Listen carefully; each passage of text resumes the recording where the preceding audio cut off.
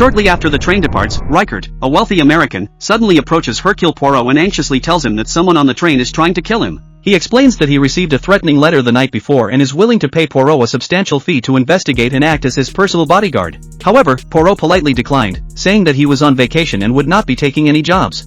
As the time comes to night, Poirot is lying in bed reading a book when he suddenly hears someone calling for help from the next compartment.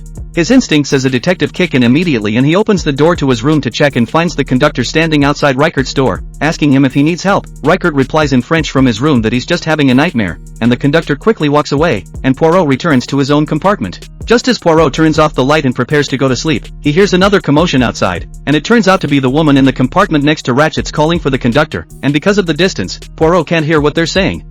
He went back to bed, hoping to get some rest, but just as he lay down, he heard another commotion, and Poirot opened the door to see a man in a red nightgown hurrying through the train corridor.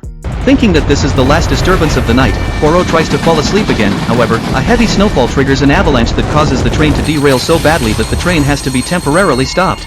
The train's chairman, Mr. Booker, reassures everyone that there is no need to panic, saying that he has contacted a nearby rescue team and that the train will be back in service by the next evening at the latest. The next morning, Rykert's manservant went to bring him breakfast. He knocked on the door for a long time but got no response. Poirot sensed something was wrong, and after forcing the door open, they found Rykert, a wealthy American businessman, lying on his bed, stabbed multiple times and dead. In order to find out the cause of death as soon as possible, Poirot immediately asked the manservant to call Booker and the doctor.